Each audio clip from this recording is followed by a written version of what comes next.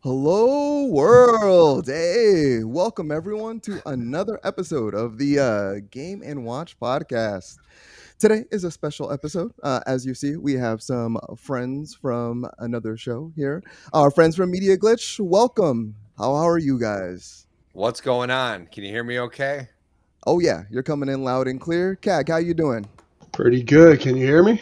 Yep, I hear you loud and Awesome. clear. We're missing X, Awesome. but he'll be joining us in a moment. And then Too Tall for you, Fool. How are you, sir? What's going on, F? How you doing? I'm doing all He's too too tall well. for us. That's for He sure. is. He is. He's I'm been not that tall. towering over me. Yeah. Well, I mean, I've been taller over him for years, but I mean, yeah, I guess I am pretty tall. I guess when you met me, yeah, I'm taller than you guys for the most part. Well, I'm okay. Well, what's cool was when I met you, you are taller than me. But when I met you, me and you are about the same height. I'm like this little Mexican guy, and like when I stand by Cag or I stand by Reggie, I look like the Hobbit.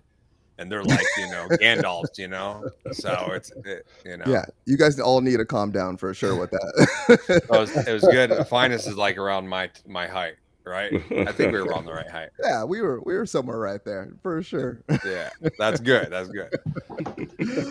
Well, let's go ahead and knock out some of the basic stuff out of the way real quickly. Thank you all for watching another episode of the Game and Watch podcast. We are available on all listening platforms. So your Apple, your Spotify, your Twitch, iHeartRadio, wherever you want to find us, we're here for you. Other than that, if you want to write in, email us personally. You can email us at Game and Watch Podcast with your questions and comments. But even more importantly, if you want to write in during the show, we have our segment at the end of the show. What is it called again? Chat room. I think we call it still. Chat room. Chat room comments. I chat my pants. Yeah, yes. You chat your pants at the end of the show. At the end of the show. Okay. And if you want to support this craziness, you can do that at patreon.com/OurViewGaming. Now, we usually kick off the show by talking about what we're playing and kind of just go into all that madness. But we're gonna hold that off for that. We're gonna hold off, and we're gonna do that for our main topic of discussion, along with just chatting it up with you guys a little bit more. But in the meantime, we are gonna jump into our news stories. We are going to speak about, D23 and all the Disney announcements there. We're also going to talk about Assassin's Creed and the Ubisoft Forward, along with some other news. Other than that, let's see. Are you guys ready to dive in? Oh yeah, let's do it. Absolutely. All right, perfect. Well, let's go ahead and jump into our news. Let's see. So for our gaming news callouts, let's see. The first item that we have on the list, Mike Bithell is developing a fresh new Tron game. And let's see, this article comes from IGN, and this is going to be from the D23 event. But essentially, Mike Bithell is, they gave a brief teaser with, of course, that expert Tron music, that electronica vibe. But it's kind of a different type of Tron game than we've recently experienced. This one is going to be a detective story set in the grid. First off, let's see. I'm going to go ahead and start with you, Kag. Have you played any previous Tron games? I did. I played Tron. I think it was on 360. I think the last iteration I played at Tron, and I just don't really think that they can ever take the idea of Tron and do very well with it in a video game. I mean, I'm looking forward to this one, and hopefully it'll come through. But in the one that I played previous, it was just mid. You know what I'm saying? It was nothing special.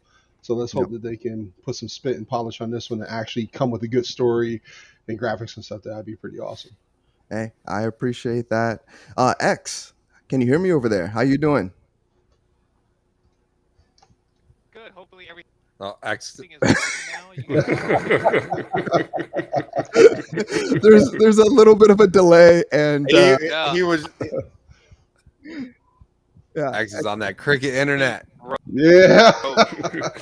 I broke my mic, so if there's something going on, I'm so sorry. I've heard of rage quitting. Sounds pretty cruddy. I've heard of rage quitting and like throwing your remote, but your mic, would you sit on it? It happens, I guess. I stepped on it. Okay. And it's okay. So sorry. Hey, that's what she said. Okay. I told him to get a mic long ago. Come on, X. Oh my gosh. Well, continuing on, let's see. Media glitch. There's been quite a series of Tron games. I think the most notable one is going to be, what was that? Was that on Super Nintendo? If I'm not wrong, or was that on Atari? There's one on. Wait, what was the question? Sorry, the PS3. Oh, I was getting. what I was getting to was, are you a Tron fan, and do you think you'll be essentially jumping Heck into this no. detective story? Tron is set? garbage, man. First of all, let me just say, I remember we in Mexico we'd have game or movie nights, right? And so like everyone got to pick a movie, and my buddy was just like, "You got to watch Tron, it's epic. You got to watch Tron, it's epic." And none of us had seen it, and so he brought Tron over, and boy, were we bored out of our minds. We were like, "This is trash." So I don't have any kind of like, I could care less. I've seen the Disney reveal, like the graphics and everything, and it's like this could have been on a mobile game. It doesn't do anything for me graphically. It just it's just not there for me. I'm not, and if you love Tron, that's great. Hey, here you go, you got something. But for me, zero excitement. There was nothing there for me. So well, I appreciate the honesty. I mean, you can't get any more honest than that for sure. Oh man. Well, I'm not gonna make you guys talk about it anymore. That would be rude of me. But before we move on, Too Tall, did you have any comments or thoughts about this detective game? Tron, That's honestly, I've never played a Tron game ever, and I haven't seen the movie either. So next. Yeah, exactly.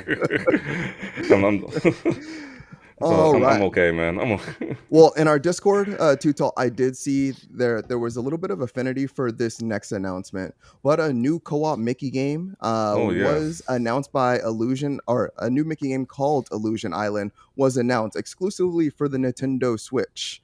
It is a 4-player co-op. I believe it was Mickey, Donald, Goofy, and Minnie. Yeah, were the players that they showcased. And Too Tall, didn't you say you wanted to jump into that one for when that one comes out? It looks good. I mean, I'm not sure if that was the game I was talking about, but I would not mind jumping into this one at all. It looks real good, especially with the co-op fun, if you can play with your friends or whatever. And I just love the animation style of Mickey Mouse, Minnie, Donald, and Goofy in that, funny looking thing. So it's about time they made a video game with Mickey and his friends with this art style. I mean, I'm ready for it. I can't wait. Yeah, I mean, that art style definitely has like that classic, steamboat Mickey look. And I think it's the new style though, because I watched a couple of these with my kids. If you haven't watched them, holy smokes, they're hilarious. Yeah, they are some of the funniest things. If you guys have Disney Plus, and oh my gosh, do yourself a favor, watch some of those Mickey Mouse cartoons. Absolutely. Yeah, they are hilarious. But they are so funny. Yeah, I mean, I definitely would play this game. I mean, it looks pretty good for the most part from what I've seen so far. I saw a little like clip of the 4 of them running. I mean, I guess they have different abilities. Like Donald can swim, I guess, and I'm really not sure what Goofy can do. But I mean, I know they have like different abilities from what I was looking at when I was doing some further research on the game. Mm-hmm. Yeah, this game's set to come out in 2023, so it's around the corner, more or less. Let's see. Yeah. Was there any excitement around this one, CAG, for you? Is there any nostalgia? Do you plan on playing with your kids? I don't know if you have kids, but I'm just gonna put that out there. Yeah, I do have kids, but yeah, definitely. I mean, I remember the Castle Illusion games. Mickey Mouse games have actually been pretty good through the time. You look at what came out on Genesis and all the stuff after that. They've actually did pretty well because, I mean, Mickey is the face of Disney, right? So they usually don't want to put anything out that doesn't feel good and doesn't probably play well. So I'm definitely gonna play. I'm definitely gonna look at it. I didn't get to see this art style, so this is kind of new to me because I do have Disney Plus, but I haven't had a chance to actually watch that show. But I'm very interested in actually watching it. It reminds me of kind of like the Cuphead art style. Is kind of what they're going for. So it looks pretty good. So I'm looking forward to that. Yeah, I'm a sucker for definitely any game with like hand-drawn animations. Mm-hmm. So like, Cuphead is a great one. We were talking about fighting games prior to the show, and we were talking about like Guilty Gear. We were talking about like Grand Blue and stuff like that. Just anything with hand-drawn animation, like I'm all in for, as long as the gameplay mechanics are there. But the art style has to be there on top of that. Otherwise, I kind of check out early. Yeah. X. How about yourself, sir? Let's see. Are you interested in this Mickey game? and there's probably gonna be a 5-second delay. So take your time. Well, Yeah. thank you. I don't like the arts. However, I have to get used to it because the Yeah. day of pixels are starting to go away. But I wish it had a Capcom twist on it. A lot of key games I liked. What is it? Goof Troop, the game. You know, any of the games that were on the Game Boy, with Capcom, very, very, very good. I have to give it a try. I have to be open-minded to it. I would want online co-op that is. That's the issue that we're seeing now. Games, that they're banking on our nostalgia, but not giving us quality while we play these games. You mentioned Goof Troop. Goof Troop, hidden gem of the SNES. I mean, Yes, that's it a good is. one. For Yeah, sure. no, totally agree. And I totally agree there. I mean, we're pretty much on the same page, I would say then, just in terms of like the art style, like you kind of have to get used to it. I did watch the cartoon on the Disney Channel, but my kid's only 3 years old, and this was like the cartoon is very mature.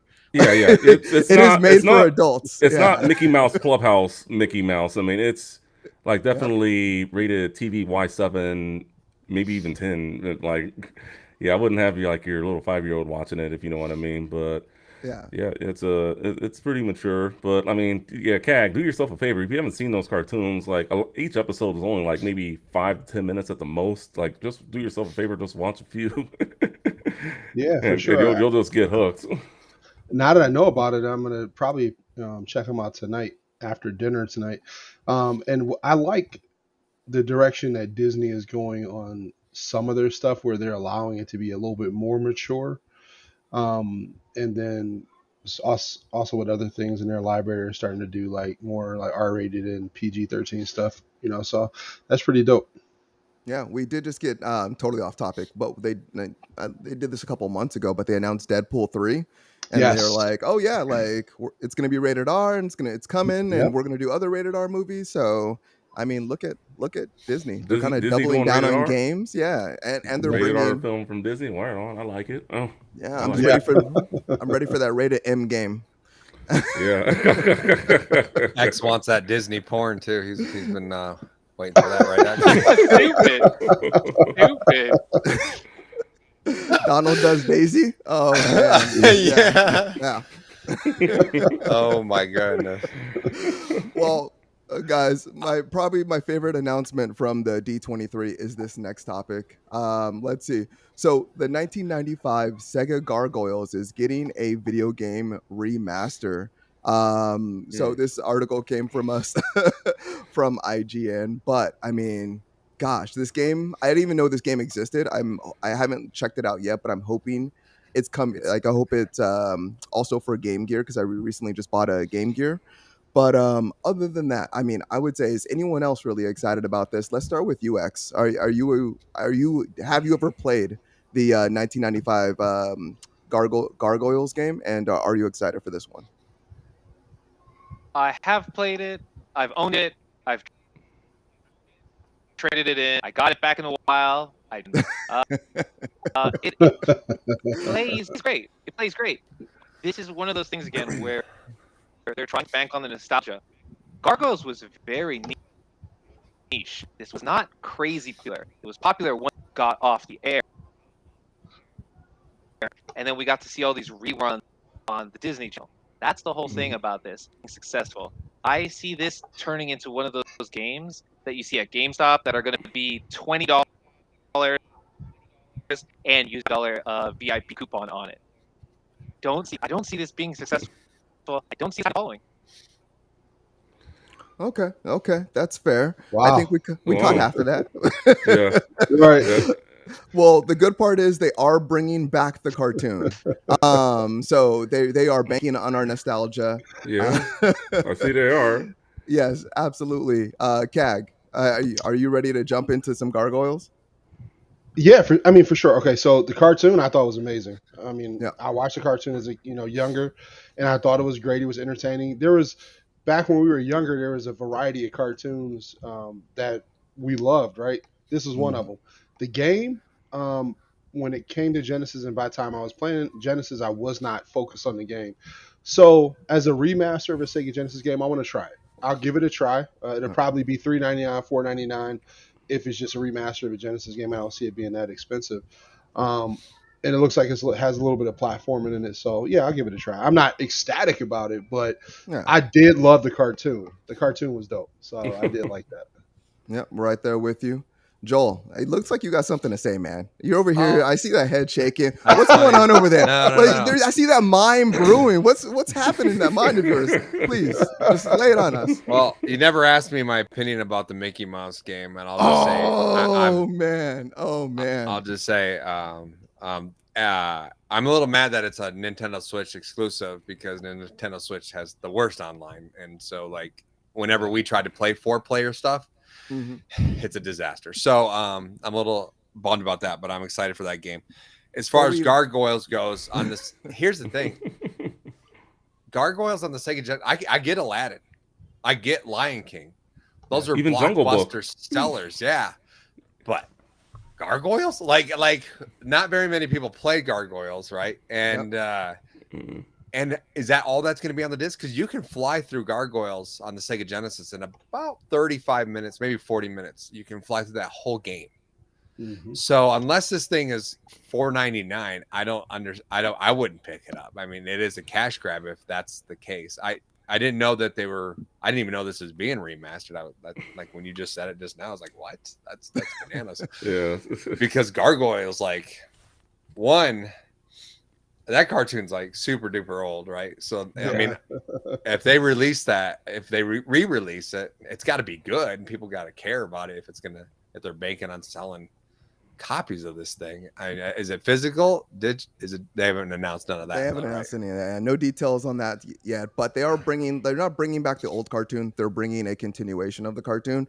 So it's semi-relevant again. But I mean, I know we kind of chatted about this when we first met you guys, but I watch this game's going to be like, it's coming. It's only going to be a Nintendo, or we don't know the consoles, but it'll probably be like based on just general remasters. I'm probably thinking it's going to be like $14.99 at least. Like 14 or 19.99, even though it's like an old Sega Genesis game. Like if we look at other remasters, like it's kind of rough. See, yeah, I'm not buying into that. Not at all. See, I think they're using. I think they're going to use the new show as the mask of the masquerade, right? Because what's going to happen is they're going to bring out this new show. Everybody's going to, oh, this is pretty dope. It's probably going to be a good show.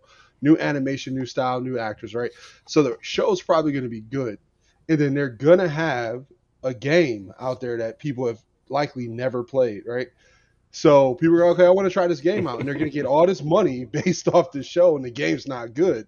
So it's like a masquerade party, man. You take the mask off, and you're like, you got hot garbage here with a little bit of paint on it. So we'll see. I'm interested in the show, though, more than anything. I'm really interested in the show. Like I said, I really love the avenue Disney's going with all of this stuff, man. So I'm looking forward to the show. Game, not so much. It's probably going to do gangbusters because gamers are sheep. And if you just say retro remaster, that's all you just made that commercial. All these suckers are going to buy it because they don't want to be left out. They don't want to be left out. I mean, they don't want to miss the next big thing, man. That's how nostalgia is, though. Gamers in the world, be smart. Let's see what happens.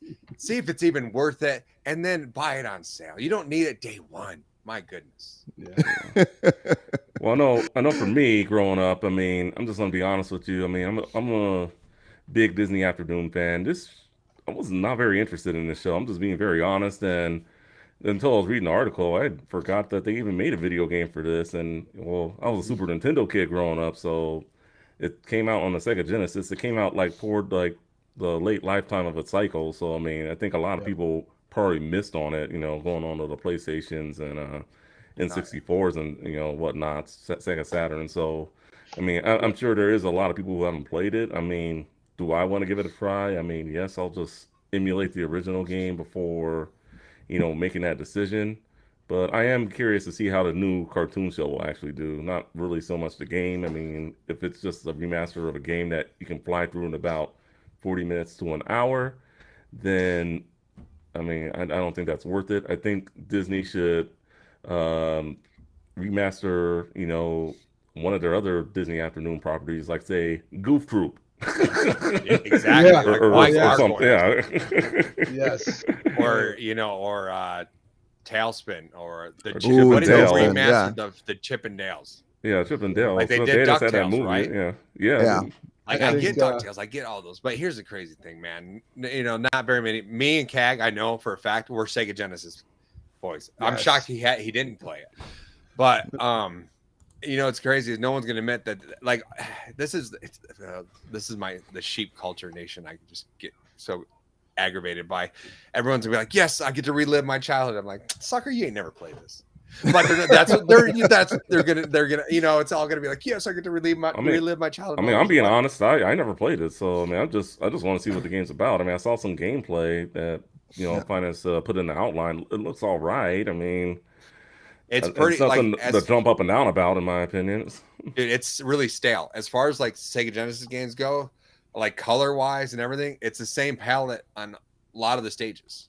Yeah, it's a You know lot of what I gray. mean? Yeah, grays and like, grays and reds. It's one of those like, remember Alien 3? It's just that like on the Super Nintendo or on the Sega Genesis, it's like that same like just dark palette of like you have like the red, I believe, the underworld that he's in, if I remember, and then you got city stuff, and it's all like a red, blue, and a black, and that's it. The whole game. Yeah. It's like Those are my favorite colors, so it sounds perfect for me. I don't know. Someone at a board. Yeah, no. It looks cool. Like, don't get me wrong, but it's the same of all the way through. You're not going to get a nice stage. You're not going to get a jungle stage. You're not going to get, you know what I mean? Like the normal tropes that we get in gaming. You're not getting that. Oh man. Well, that's okay. That's okay. That's enough. That's enough gargoyles. Now I'm depressed. I give up. Okay. Sorry, gargoyles. It's okay. And I say with Omega Sonic, man, I agree with him. Let's bring back Jet Set Radio, shall we, please? Yes. Yes. Oh my gosh. Nice. Well, I don't know the company offhand, but there's another company that's making a Jet Set Radio like. Their game was just recently delayed to 2023, but it's coming out next year. So if someone in the chat wants to pull up that game, love to know a little bit more about it. I could pull up the image a little bit later. But in terms of the only really big news at D23 this year, Skydance New Media revealed their new Marvel adventure game at D3. So this is going to be Amy Hennig's first game that's coming out probably in the last 13 years plus, as every game that she participates in gets canceled. But she started this new studio in 2019 called Skydance New Media, and she's leading development on this Black Panther Captain America game set in World War II. Let's see. I mean, guys, do we have any fans of or are any of you any fans of Insomniac Spider-Man, or are you looking forward to the Wolverine game? Marvel is going big like they are in their movies, so I'm just curious to know, like, is anyone particularly excited? And then what do you think you can expect from this game? Joel, I'll start off with you, sir. Well, I actually saw the teaser for this, and it's exactly what I say. It is a teaser. It shows us absolutely zero. Yep. On gameplay, on anything. There's nothing there. It's just a pretty. It's like what we got for Wolverine, right? Or is that what it's called? Wolverine Logan. He's sitting in the bar. Yeah, I think you. But like at least you. Right? Yeah. Did we even get a trailer for this one? I don't even remember. Yeah, we did. There was a quick. There's a teaser. Okay. Right, and you see like some things. You see the shield, and it says, you see Black Panther crawl from. Oh yeah, that's right. But it's nothing. It's not enough to base an opinion on. Am I excited? I don't know. When Marvel cash grabs, they crash grab. When Marvel does things good, they do things good. So it's like it could be hit or miss, right? Like you never know. I would love an Ultimate Alliance. That'd be great. Anyway. on all systems, not just the right, not just the Switch. Exactly Yeah, right. I was extremely upset about Marvel Ultimate Alliance 3 being Oh exclusive yeah. to the Switch. That was one of the only reasons I had a Switch when I did have a Switch. And they had so much awesome DLC for that game. They had, I think it was like 3, 4, or 5 DLCs for that game. So that was pretty awesome. Now, as far as this new game we're talking about now, I don't know anything about it. They haven't showed anything about it. Um, we don't know what this game's going to be. Now, it's awesome that they have Black Panther and my boy Steve Rogers, setting it up, but like, what's the story? You know what I'm saying? I mean, where are they going with this? Like, does it spin off from Captain America's time in Wakanda because of, the whole Civil War thing? Or like, is that what they're playing on? Like, so it's hard to say, man. I'm looking forward to it because it's Yeah. Marvel, but I have no clue what this is going to be. So let me say this real quickly. The words on the trailer, at the end of the trailer, the words flash: King, Captain, Soldier, Sky. Spy. Mm-hmm. Oh yeah, soldier. Spy. Yeah, Soldier Spy. and Spy. So I mean, I really hope this isn't a Marvel Avengers like. I hope it's not essentially an online multiplayer game where you're playing like 4 different players, and each one of you take a different role in accomplishing the mission, whatever the mission may be. I really hope this is kind of where Amy Henning's like bread and butter is, like with the Uncharted series, and just like a single player story driven game where we get to like really develop the characters and really just evolve them throughout the game. That being said, X just left us. Ah. Never mind. Welcome to Media Glitch. Yeah. For me, I mean, I just hope it's somewhere on the level that the excitement of Spider-Man. Marvel Guardians of the Galaxy was a good one. I still haven't finished it yet. It was good, but I think like the best last Marvel game I played, Spider-Man Miles Morales. If they can capture that energy for me, then I think it'll be a good game. But in terms of like the plot or what it'll be about, I think just a photo, a little teaser, just isn't enough to go off on. So, Yeah. but I mean, I'm looking forward to it though. I mean, Black Panther. I mean, my wife likes it. I like it. So I need you guys to satiate my creative mind. I just have this, this so much going because I don't know what it is. I'm I eager know. to find See, out. my issue, I think, with this new studio, I just don't see that they're going to have the funding to bring what you want. Yes, I want what you want. I want this story driven, awesome game. But just starting out, are they going to have, the type of budget to bring that to the table? So I think, honestly, like, I think it's going to be a smaller scale Yeah, game, I agree. unfortunately. This could end up just. Did they announce any consoles for it? Because this could end up being a mobile game. It could end up going straight to like Apple Game Store. Like it could just be like something totally different from what we expect. You know what this is going to be, And Keg? then what's that?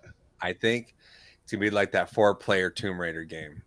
That's top down. Yeah, my top thought. down. Which wasn't a bad game, but it's not going to be Miles Morales. No. And then to go off of what Justin up there said about Guardians of the Galaxy, listen, if you guys haven't played Guardian of the Galaxy, buy it. It's cheap now. It's worth to play. I was just free on playing it the PlayStation day. Plus. I was just playing it the day before yesterday. The game is amazing. Graphically, it's amazing. The banter between the whole cast is amazing. So that one really, really was overlooked, man. It's such a fantastic game. Yeah, no, totally agree. I championed that in our group last year. It took everyone a very long time to get around to it. Too Tall still going through it, and then a couple other people in our Discord just like, I think it came out free on Game Pass. Was that correct? And I think that's when they finally got to it. Yeah, it was free on Game Pass. I had bought the collector's edition that came with the steelbook because I knew I was going to play it. But man, I love the game, man. I just I haven't made it too far. What's the Gamora? The chick you fight. You go to her. You go to her palace and you're trying to pawn off Rocket. The Monster Queen. Yeah, I don't know her. I don't remember her name, but yeah. I was upset because that fight could have been so much better in that game. I wanted to fight her instead of like just like her little army or whatever, because she was boss, man. She looked at boss. Mm. She, her story in comics is amazing. They should have let us fight her, man. It would have been dope. Yeah, absolutely. All right, guys. Well, let's go ahead and jump on to our next topic, unless anyone has anything else to say on that last announcement. All right. So, speaking of smaller announcements, I'm just going to do some quick mentions just so we can say that we talked about it real quickly. If there's anything that piques any of your interest, please don't hesitate to jump in. But developers at Newverse, essentially they revealed Marvel Snap. Speaking of mobile games, right there, so Speaking you'll be of able to. cash grabs. Yep, Cash right there. grabs. You, Joel, I can totally see you and Venom, just like Venom, like right there next to you. You and your kids, just like, hey, what's going on? That's a card game too, right? So like double that one- cash grab. That particular one, yeah, you do collect cards in order to take pictures with the particular characters, and then beyond that one, Disney Dreamlight Valley, they're adding a Toy Story realm, so to the game that's already out. So if you wanted to jump back into that game, and you're a fan of Toy Story, there goes a great reason I'm gonna to buy it. You know Are what's you? crazy is so they sent me a review code for it, but it was on PC, and I was like, what? I've never even heard of this. Nah, no, I'm not gonna. I pass, right? Mhm. And then I went to church today, and like 3 people were talking about this Disney game, and I'm like, what are you talking about? And then I saw someone playing the Switch, and they were playing this Disney game. These are older people; they're not like kids, right? Yeah. They're like, man, I'm addicted to this. I guess it's like what's that one that X likes that I've never played, and we always rag on him about? The Crossing. What is it? Animal Crossing. Animal Crossing, yeah. Yeah. I guess I mean, it's like people who love that, and so I'm thinking about picking it up for my kids because everyone's like, talking about it right now. So. Yeah, here it has like Animal Crossing elements in the game. So if you're into that and you love Disney, I guess it's a match made in heaven. That's right. There you go. Yeah. Let's see. And for our next topic, Marvel Midnight Suns gets a new release date for everything except for the Switch. So, Marvel Midnight Suns, if you are excited I got a for review code for that too. And I denied it. I'm like, because it's a tactical. I'm not into tactical games, man. So I don't redeem a code unless I'm going to review it, right? So like, it's like thanks, but no thanks. It just doesn't. It's not for me. Marvel or yeah, not. for sure. Yeah. Yeah, no, that type of XCOM game, and that one's a card-based game also. So if No offense to anyone who loves those games, because John from Media Glitch loves tactical card stuff like that. It's not me, man. It's just not me. That's not my gaming style. There's too much to play. There is. Download that. Right. I'm looking behind you and I'm like, oh, that back catalog must be. When you say backlog, this is nothing. This used to be what's your garage look like? This used to be a PS2 wall. Remember, CAG? All that was PS2, and I was just like, I'm never gonna get to this, and I started selling it. Yep. Yeah. All right, and for our next topic, let's see, our next announcement. We roll through this. We got a couple more. Let's see. Marvel is getting an AR game from the makers of Pokemon Go. Yeah, and then other than that, That's one, cool, Alien. Actually, yeah, Looks all right. If I was gonna say, if I was gonna out of the games you just mentioned, that one's perked me the most interest because I think. And hopefully they do it right. Like where Pokemon Go, when it came out, it was gigantic. It was normal, but they didn't know what to do. They couldn't handle that. So hopefully they learned from their mistakes because Pokemon Go is actually a great idea. And it's genius. And I was wondering, like, I thought we were going to get an influx of games like that. And we never did. And so I'll be interested to see what they do with this. Hopefully they can handle it this time. Exactly. Right. Niantic just canceled a whole bunch of games. I'm sorry. Cag, go ahead and take it away. Yeah, the thing about Pokemon Go, that game fits an AR style game, right? Because you're out in your everyday life, you can find Pokemon. So I'm trying to figure out how a Marvel game would go AI. Like, what would you do? Would you just like find battles?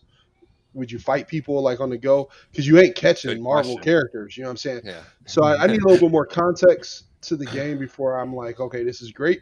But you're right. Pokemon Go was amazing at the time. I was working for a cell phone company.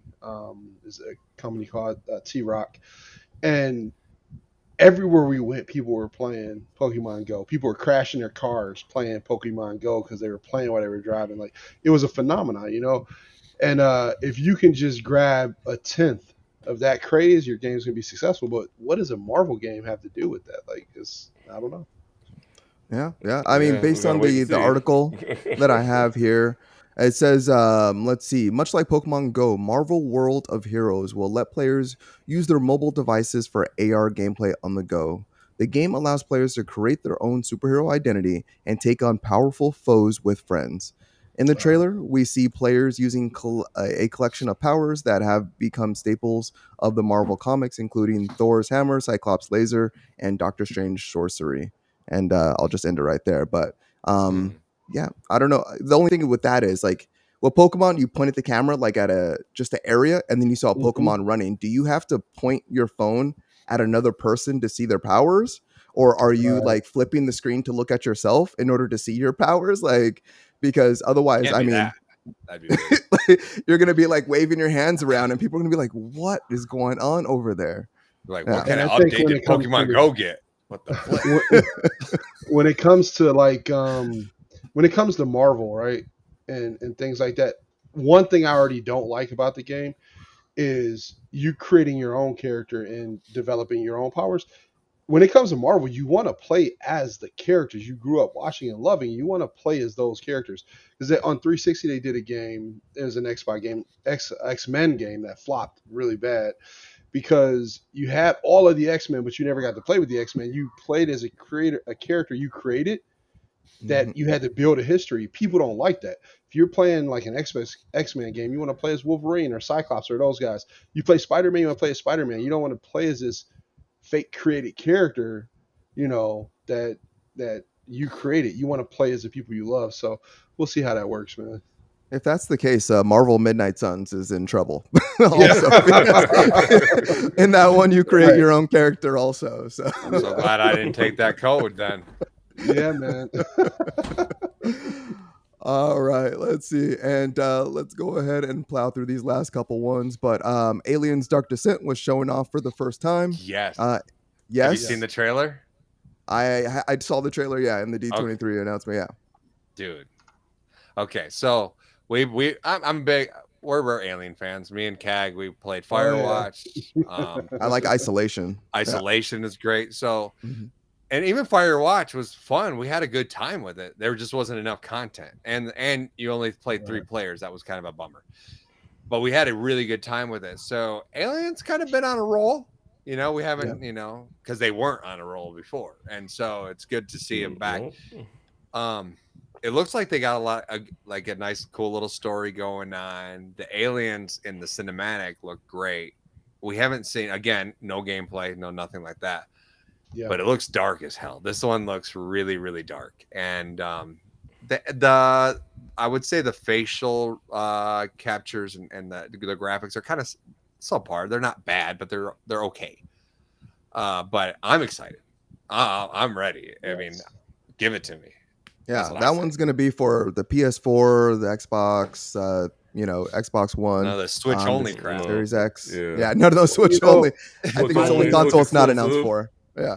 My thing is, anytime they announce games like this, and they announce them for PlayStation 4 and Xbox One, it breaks my heart a little bit, right? Because you know this is not going to be the type of game we want. Yeah, because you have to let it run on past generation consoles across the board. I would have really been happy if this was like PS5, Xbox One X exclusive series, like exclusive, or PC, because in that that they can go in heavy on what it is. It could be 120, 60, definitely 60 frames per second, 120, but it's going to be a 30 top down types shooting game, which I'm going to play because anything aliens, man. Yeah, I'm a fan. I don't care what it is. I love Aliens. Prometheus. definitely one of my There you favorite go. movies of any Aliens franchise ever. I want more of that. So I'm with it. I'm gonna play it. I'm not even gonna lie. I'm gonna play it. So We're definitely seeing more of that, though. I mean, we're seeing like older generations, slowly being left behind. And as they get more consoles out there, I mean, it's gonna come. It's just, man, it's rough out there. I know I've been seeing a lot of PS5s restocked. Series X's, you can, for the most part, go in the store. Switches, I've been seeing everywhere. Yeah, Switches are Easy as easy can to be. find. Yeah, but it's hard to leave. It's hard to leave those, 200 plus like million units, 200 yeah, million units behind. I mean, that's money in the bank right there. yeah. No, You get hit why it they right on do the it, head. right? Yeah. You hit it right on the head. It ain't okay. Keep this in mind. Yeah. Anybody who's watching, it ain't because of you. It's because of your counsel. It ain't leaving that money behind. The potential to sell 100 million copies. Well, they're never going to sell 100 million copies, but the potential, because the councils are out there, just the potential to sell that is the reason to put it out there, right? So I fully understand that. But it does, the people that have moved on and are like, hey, where's my game? My PS5 only games. Where's my Xbox Series X game? We're like, yo, stop carrying the dead weight. Force them to upgrade. Yeah, pretty much. Force them. You throw what is the movie 300? The Spartans. If you couldn't participate, they threw you off a cliff. As a baby. I mean, right? Yeah. throw them to the fire Let's and make throw them those jump babies off the cliff. Yeah. Bro. Make them jump in the pit and play with the big boys, because the PS5 and the Xbox Series X are being held back by older consoles, man. It really is the truth, man. So Yeah. we'll see. Yeah, it We'll see. is. Yeah, we'll see if this generation gets extended. Because I mean, we're probably going to see a midlife cycle refresh or something to that regard. Oh, we'll see the pros. The pros will Yeah. be out Yeah. 2024, I think, is when we'll see a pro. It'll get announced mid, like E3 of 2023. We'll get an announcement, and we'll get them in the springtime of 2024. We'll get the pros for sure, because Sony's more focused on PSVR this year, 2023. That's going to be their big release in 2023. So the pro will come out in 2024 for the Xbox and for the PlayStation. So we know that's coming.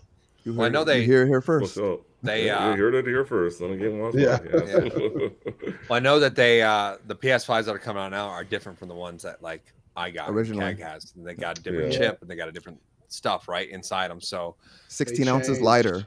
Yeah. 16 ounce lighter. They changed the heat sink in there. They changed the fan, and they also where your SSD goes, it has another piece of metal in there to cool it, to make sure that it stays cooler. So yeah, they're slowly doing it.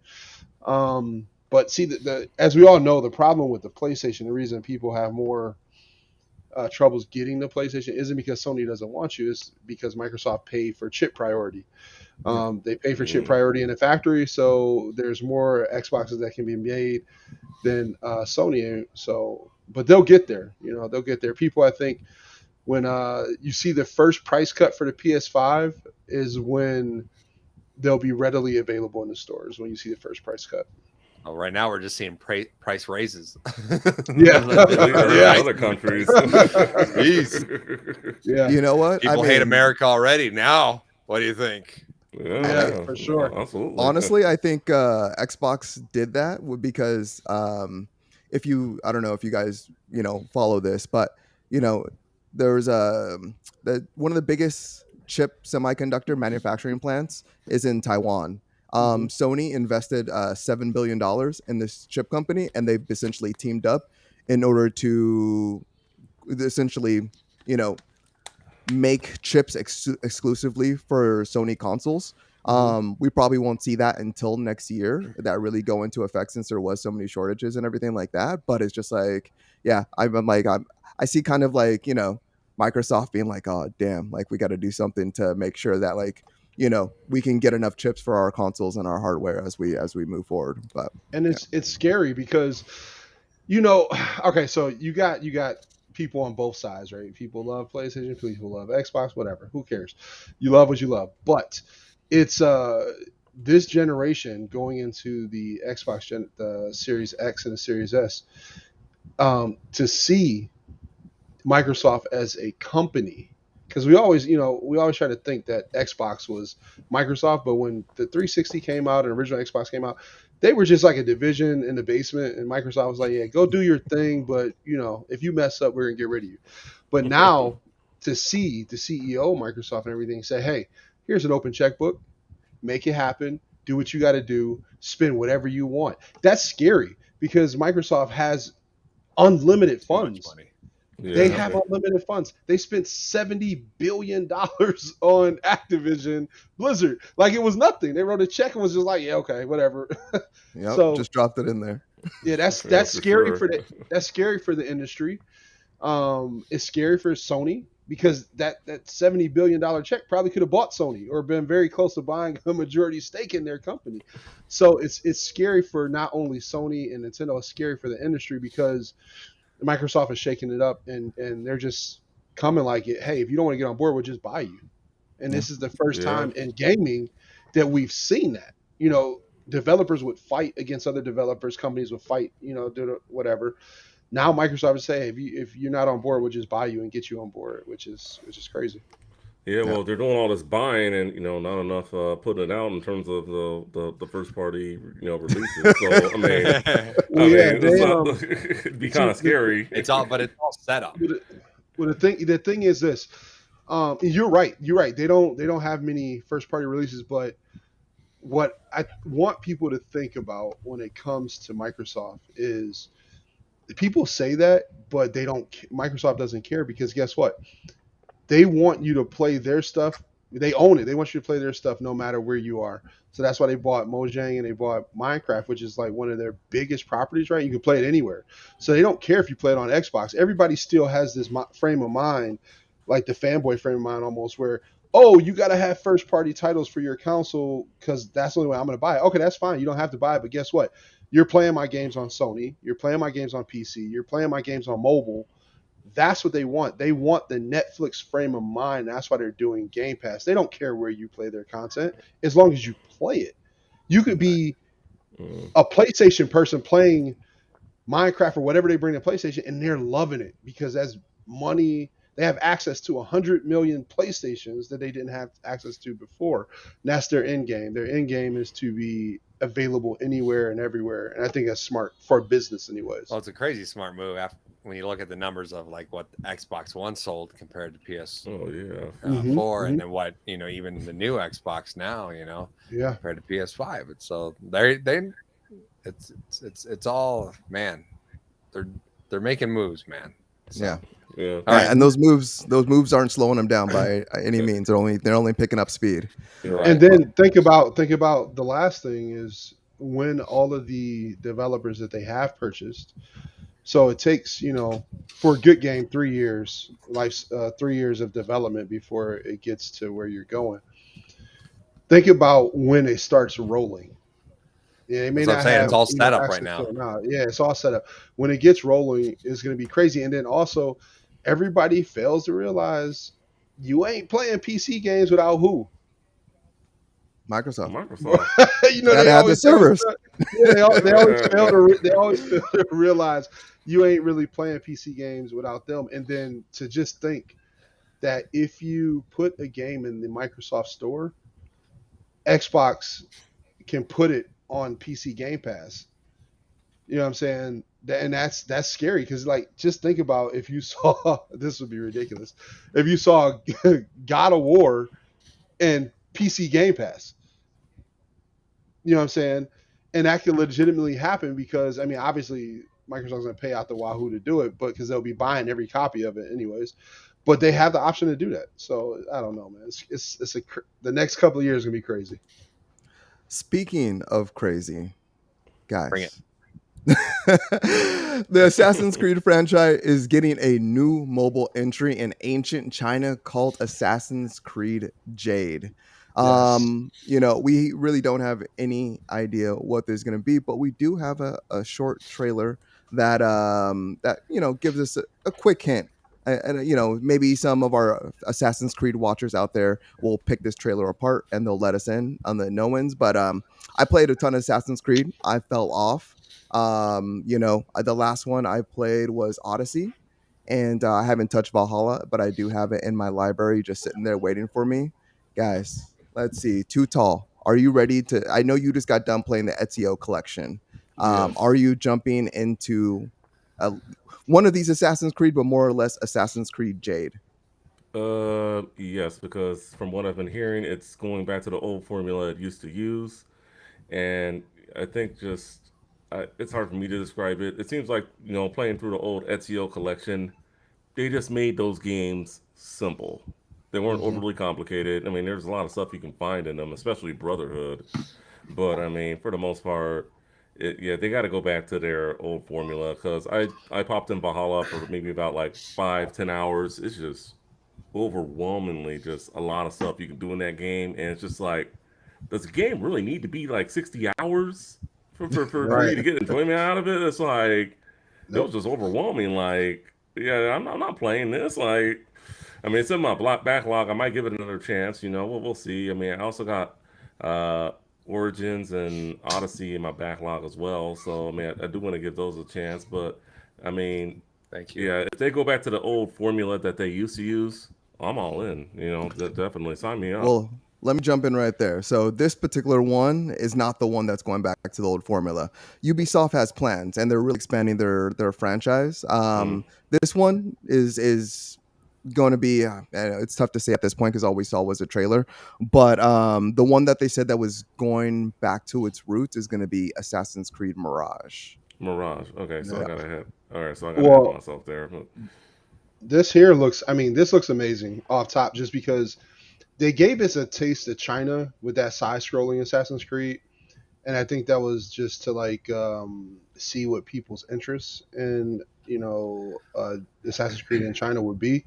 So I'm really looking forward to this. And Too Tall, I heard you say that you have Origins in your backlog. Just stop playing any of the other ones and just play Origins right now. Odyssey is amazing. Odyssey was dope, but Origins was absolutely stunning. I loved all that right, I'll give game from Origins. beginning to end. All right, I'll give Origins So a shot. yeah, you'll love that one, man. Okay. Valhalla, I just Valhalla to me felt like we like it felt like repetitive. Go to a settlement, raid the settlement. Go to another settlement, raid another settlement. It Sounds like didn't Far Cry. feel. Yeah, Yeah. yeah. It didn't feel. Sounded like Um, it was gonna be a grind, and it's just like, yeah, no, I'm okay. yeah. Yeah. Let's see. Joel, do you have Assassin's Creed in your backlog over there, or have you jumped So into any of the most I recent I ones? literally have every Assassin's Creed game, and I have never played one of them. I've never Are played you an serious? Assassin's Creed game. Yeah. Oh my At least god. play the first one. The first one's awesome. I just I have would it. say go to It's just Brotherhood like first. But I don't have beef with it. I don't like hate it. I don't love it. I just like I bought it. I'm like, oh yeah, and then I'm like, oh wait, I gotta play this. And I think when Assassin's Creed were coming out, when they were dropping, like every year, I was starting the channel, having to review all the garbage they sent me. You know what I mean? And so like there's a lot of times like everyone's thinking, oh, it'd be great to be a reviewer, but when you're starting, you just have to review everything that's sent, you know, um, and you got to play those games instead of games you want to play, if that makes sense. So like, I think during that time, I was just playing all these games that were sent to me. Now, we're a little higher in numbers. Now I can go, I don't want this one. Oh, I'll take this one. I don't want this one. I'll take this one. But back when they were dropping, I just couldn't. I was just like, man, I wish I could play it, but I got to play this because I got to get a review and then you got to edit.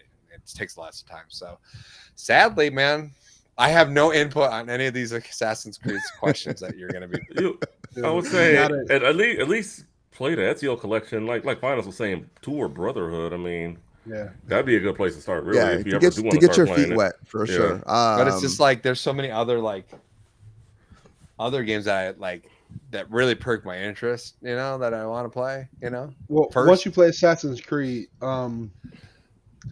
you may think that it's not going to perk your interest, but as soon as you put it in, like play one, like they said, Brotherhood was good. 4 was good too because they introduced the mechanic of like guns with ships and stuff. So, and then Liberation was good too, which I think was only on PSP. But Yeah.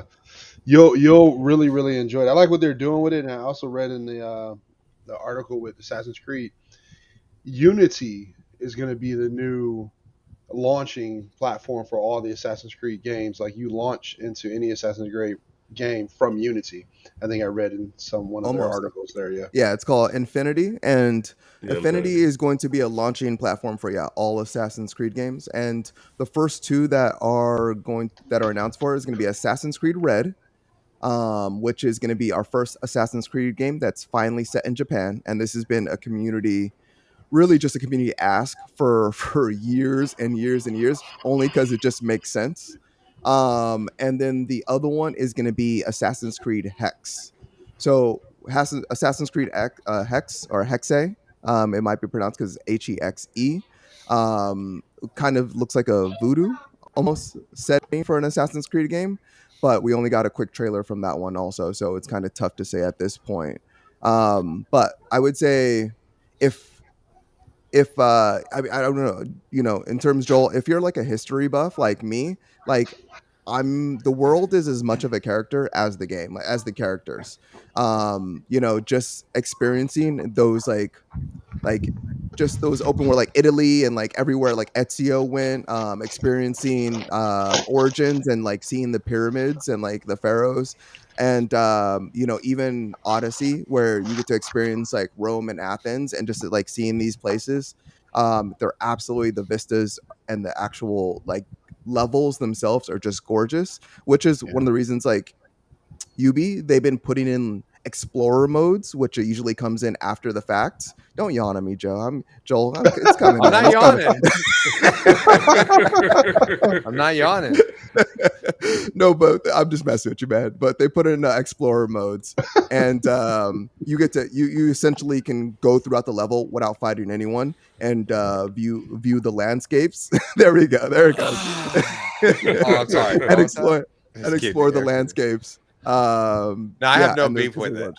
I don't have any beef with Assassin's Creed. I am remembering we did review Black Flag, I believe, Great game. on the show, but I gave that to Joan. I just gave that copy to Joan or something to it when it came out. Black Flag was dope, man. You missed out on that one. That was a good one. I'll get around to them. No, you won't. Yeah, probably not. it's not happening. The only way Joel will play anything that has to do with Assassin's Creed is if they bring Assassin's Creed characters to Dead by Daylight. Then we'll be playing with them all the time. I guarantee you. What if they bring them to Mortal Kombat? Or Mortal Kombat. Oh, that would. You know what? Oh, yeah. Wasn't it in Ezio Soul was in Calibur? a fighting game. Yeah, He was in Soul Calibur. Soul Calibur. Yeah. Yeah. I played him in That'd be Soul amazing. Calibur. Yeah, Ezio's also in what is it, Brawlhalla? I think we're gonna be talking about that a little later Yeah. on. He is in Brawlhalla. Yep. Yeah, Brawlhalla. Yeah, that he looks kind of funny too. Like, They Well, all he has look that funny. Brawlhalla, Everybody art in style. Brawlhalla looks funny. yeah, Yeah. it's just funny. Like I couldn't imagine Ezio like that, but yeah. Too bad they didn't get him for Smash. That would have been totally awesome. Man, it's a lot of well- people I wish that were in Smash. Oh my God. That's a long list, bro. Well, we got multiverses, so pitch it Yeah. there, Yeah, put up definitely. your petition.org and see if they can get it in there. Yeah, for sure. Guys, as collectors, this I wanted to pick your brains. So have you guys heard of the Last of Us Firefly editions? Yes. Oh, the one. Okay. We're all shipped So- to hell. Yes, exactly. Yeah. So Sony has been shipping these out. You can only order these directly from Sony. But essentially they're arriving, and people are paying all these money for these collector's editions, but they're in cardboard boxes and they're arriving damaged. And Sony has flat out said no refunds for any damaged goods that arrive to your property, because they're saying essentially they have shipped them in pristine condition and they're arriving how they're arriving because of the carrier. That being For said, blaming the carrier, that's ridiculous. No, Mm-mm. you got to Yeah, blame. that's you got to bad. blame That's them bad. for the packaging. That's bad customer service, if you ask me. That's bullshit. Yeah, if you look at the box that they put the game in, and they have PlayStation tissue paper I've seen Mhm. pictures all over. There's literally PlayStation tissue paper in there. What is the tissue paper going to do to protect this game? And then Sony said, we'll give you the only thing they've done so far is said, we'll give you 20% off a future purchase Right. if you can prove it. The only reason people are buying this is because they're collectors. That's the only reason they're buying it, because they're collectors. And to get this in the manner that they're getting them in is a slap in the face. Like, come on now, like you could have did something better to protect this, man. So I'm just dumbfounded as to like what they're thinking, putting this game in a box full of tissue paper. Yeah, Yeah. it's yeah, and they're gonna blame the U.S. Postal Service or Right. FedEx Ground or UPS or whoever's shipping it to the customers. That's bullshit. Like they shouldn't be doing that. And like I said, just bad customer service. It's not a good look, Sony. Come on now, you're better But than this. no, Yeah. no, they're not. That's the problem. You know, if you're a Sony fan, you know Sony has a history of not protecting their customers, man. With anything, they'll tell you in a heartbeat, just go buy another one. They've done it with the PS2. They said it with the PS3. They did it with all their products. They're not a U.S. American company. They don't care.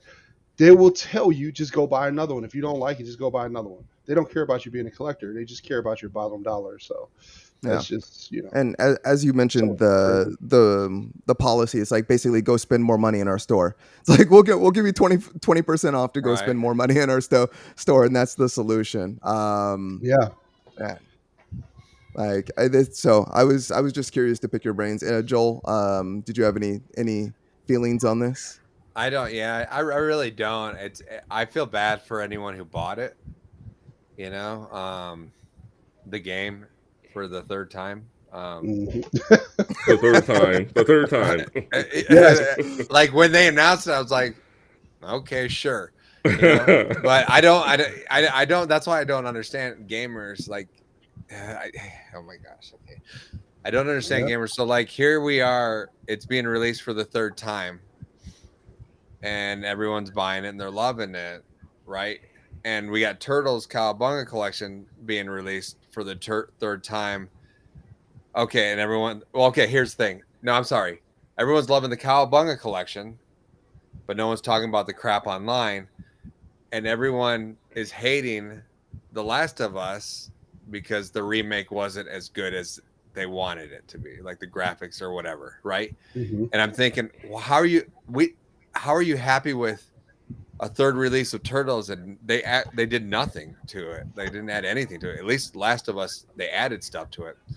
Anyway, that I'm kind of getting off topic of what it is, but I do feel bad that people are the collectors, because Cag's right. Only a collector is going to buy this.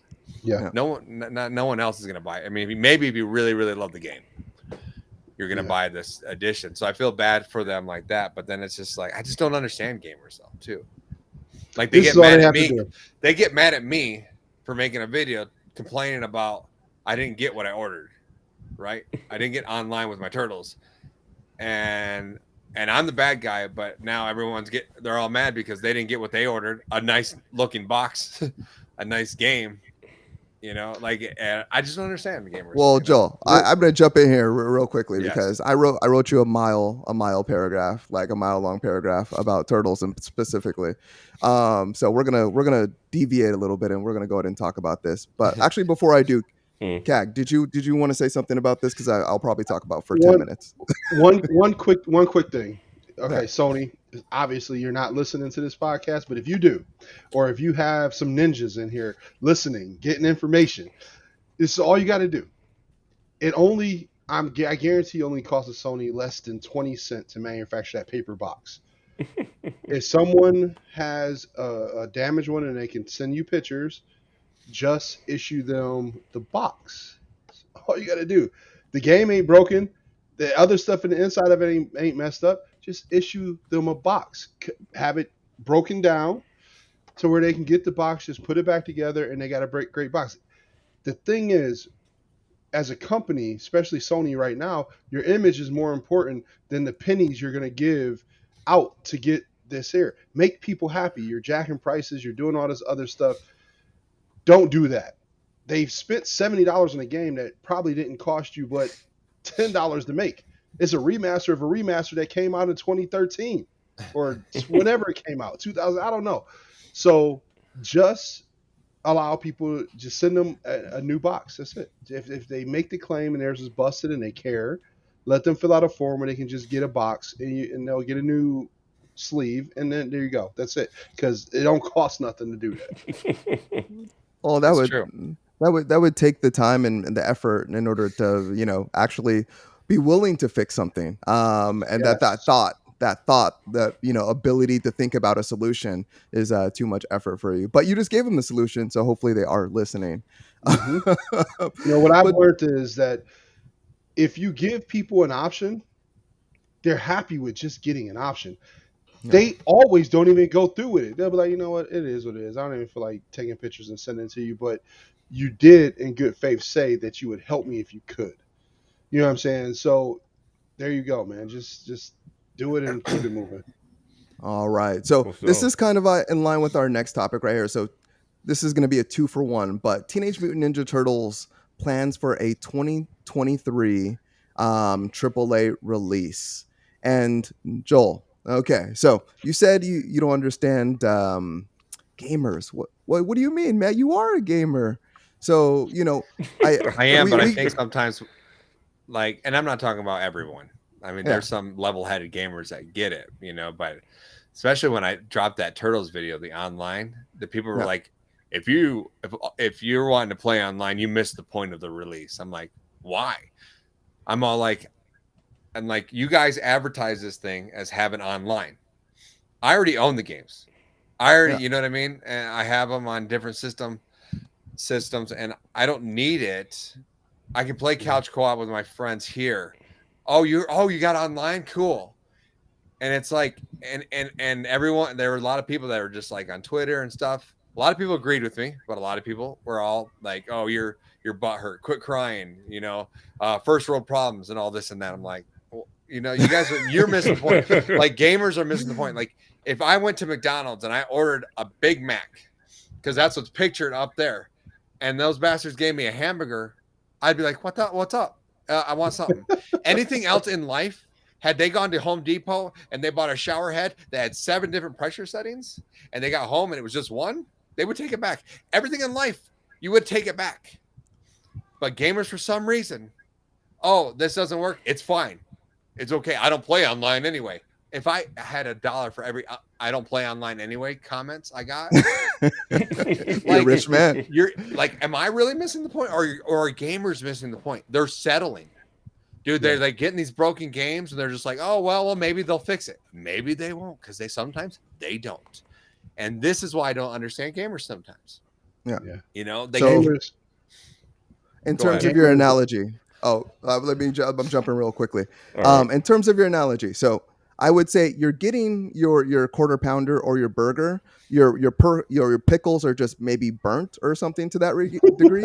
And with the Ninja Turtles Cowabunga collection, because you are getting online, it does not work well. right. It does not work well. and- It does not work well. And I think with the thing with your video, and this is just an outside perspective, the thumbnail said crap, and that caught my attention. It was clickbait, man. It was clickbait. It's not a crap And- collection if you just take it for what it is. It doesn't say anything on here. Well, here's the thing. TMNT Cowabunga collection online. Well, here's the thing. The reason why I gotta do that is because there's all these huge YouTubers who are reviewing it, and they're gonna get millions of views, and they're not even talking about that. If I have a thing that has the Cowabunga collection that says crap, everyone's gonna click on it because they want to know, why do you think it's crap? And then I tell them the truth, why I think it is crap. That it's not a lie. I honestly think that release is a crappy release because of that fact, because of the way they promoted it. And I said in the video, as a collection, cool, good, awesome. We got all these Turtles games. Yeah. But you promised and you didn't deliver. That's the issue. Yeah, absolutely. And there's 2 points that I want to bring up here. One is the fact of developers releasing games that aren't fully finished. And I think we've, as a gaming society, we've gotten accustomed to it.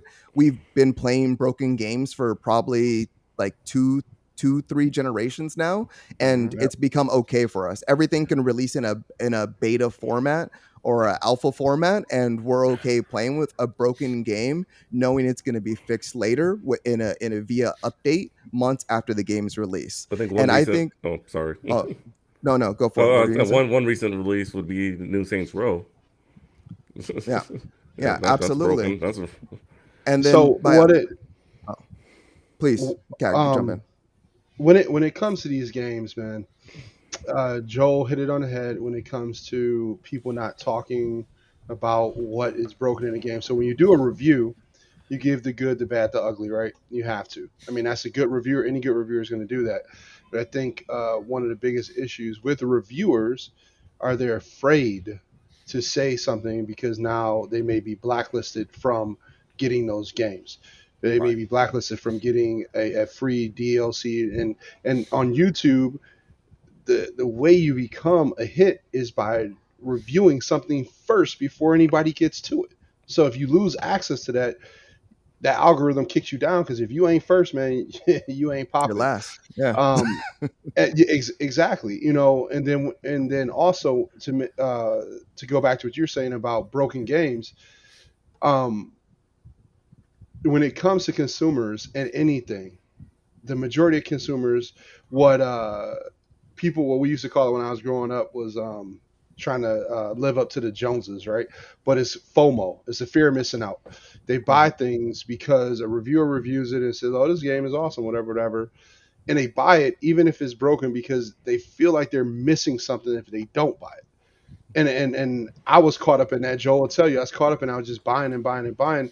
And then I looked at it and I said, okay, I bought this game and I haven't played it yet. Now it's 2 years later and the game is infinitely better than it was the day I bought it, and I still haven't played it. You know what I'm saying? Because I felt like I was missing out on buying something. Right. So, you want to be part of the conversation, and yes. So many people do. And I think the main part of Joel's video that I really agreed with was that nobody talked about it. Like I went through 23 reviews. Wow. 23 reviews, and Joel and IGN were the only people that mentioned online. They said it was a little rough. Good for IGN. That's awesome. Yeah. So kudos, like I said, like in the comment that I left you said kudos to both of you guys, because it should have been mentioned. And I think, like I said, when we talked about it, in just in an exchange of comments, was like, I think this says more about the people reviewing the games and how they proceed and move forward. And CAG, I thank you for bringing up those points. I never even thought about being blacklisted in terms of like reviews and things of that nature. Because with Lego and Warner Brothers, that's why Warner Brothers don't send me nothing. Yeah, I've never even thought about that, but I was like, oh, like no one mentioned it, and that could explain why. So it's sad because people picked up the game because of the reviews, and if you were looking forward to online, you're really missing out on that aspect, since it's it is crap. Broken. It's broken.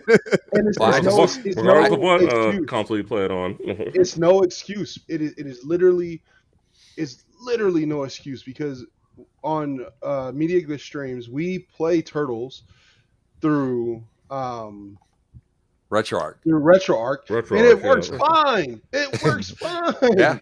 So there's literally no excuse for Konami not to be able to have netcode that works. You're the designer of this game. You're a $1 billion corporation, and how can a free software play your games better than you can? So in my eyes, there's no excuse. Yeah, I mean, the fact that maybe they need to reach out to the retro team, see if they could do something. Yes. Or .emu, with Shredder's Revenge. I mean, online there works like perfectly. Even if you're playing on the Switch, it's like great. Like, if you're running 4-player on the Switch, you're doing something right. Yes. If they can get it right on the Switch, I mean, how could Konami not get a collection of old games? And not even all of them at that. They only gave us 4 of them. I hear like the only one that works good is the Hyperstone Heist, and it's also weird that like Hyperstone Heist on Super Nintendo gets online, but Hyperstone on Sega doesn't. And like, why these weird decisions that they made? What gets online and what doesn't? and that's kind of weird too. And people don't care. They're just like they're and I just want my whole intention was a video. There were two intentions. One is hopefully it would pick up some steam and Konami would fix it, because if no one talks about it, they're not going to fix it. They don't care. Right. They're like Sony, right? I've had Konami attack my videos because I use music. I had like underline music. That's fine. It's theirs. They had every right to do that, but like they don't care. The other thing was that I would just want gamers to start valuing the worth of their own dollar, the worth of their time, what they spent to make money, and what they're doing. Because I feel like we're losing that. We're like, an complete game, fine, okay. How much do you want? It's Turtles. It's got to be amazing. Oh, the online work? Well, that's okay. Like that, people just aren't using their brains. Like it's like everything's a DLC, an update, and it's gonna spread into our culture, man. Like it already has. Even COVID shots have updates now. It's like, what the heck, dude? We'll fix it on the back end. New update on COVID? Like why? Why do we settle for this crap? Just take the time, make the game right. And that's not okay. Yeah. Us as gamers, I don't think we should be settling for any of this crap. I mean, that's one reason why I haven't gotten Saints Row. I heard it was broken. I'm not gonna trip out $60 on a broken game. I'll just wait to get it on Black Friday or something, hopefully for like $30 or something, because I know the price will go down later on. So I mean, I definitely see what you're saying, with the online, and I understand that it's not okay, and especially in this day and age. Any of those co-op games, first of all, should have all been online. I don't think that we should have just been limited to 4. And just at the end of the day, it's like how can you not get it right? How can you not get it right? Like in terms like RetroArts can do it better, like I was hoping for online NES game. Yeah, at least with the Manhattan Project, or even the arcade game. I like the arcade game. That was one of my favorites growing up. Yeah. So I mean, all that said, are you guys excited for a AAA Ninja Turtles game? Oh yeah, for sure. Next year. I mean, because if it's AAA, maybe they'll do it right. I am if they give us something, a big like story driven like Ninja Turtles game where they can kind of go back maybe into. I mean, if you're a Turtles fan, you know how the Turtles happened and Shredder and all that stuff, but if they can go back and kind of tell the story of Shredder and Master Splinter, Sensei the Human, and like all that stuff, and kind of like make a great game. Yeah, I'm down with it for sure. I am, but I guess I'm a little worried because Nickelodeon owns Turtles now, right? So it'd be a Nickelodeon release, and not all their releases are that great. You didn't like Nickelodeon Manhattan Brawl? Was okay. You didn't like the Nickelodeon Brawl Stars or Brawl All Stars or whatever? No, I mean it's okay. It's okay. It's not great. Like I played with my kids and we had fun. You know what I'm saying?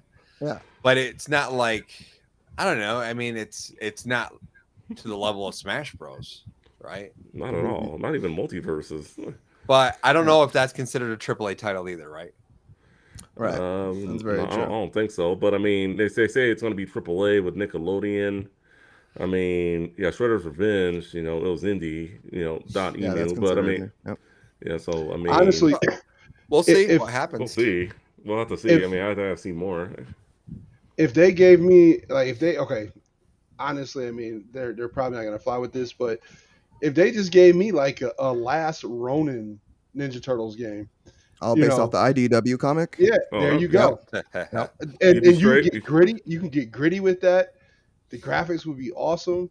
Just something like that. It doesn't always have to be like cartoony, all 4 turtles at one time. You know what I'm saying? It doesn't always have to be that, because everybody has their favorite turtles. You gotta have multiplayer though, man. Like that one. That last Turtles that they made. Who was it? The same people did Transformers, and the Transformers Devastation was great. And then they came out with the Turtles one, and it wasn't a bad game, but it didn't have multiplayer, and everyone bashed it. You got to at least have multiplayer. For sure. Yeah, you do.